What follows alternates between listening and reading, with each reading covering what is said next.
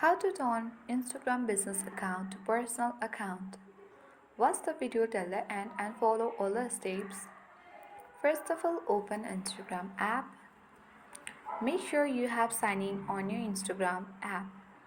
And then tap on profile icon at the bottom right corner of the screen and tap on three-line menu icon at the top right corner of the screen. As you can see, we have switched our account to professional account or business account. So in order to switch it to personal account, on the settings and activity page, select creator tools and control. Now select switch account type and tap on switch to personal account. To confirm, tap on switch to personal account again.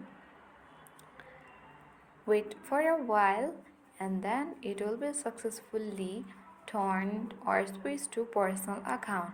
This is the best way, or this is the way we can do in order to turn our Instagram business account to personal account.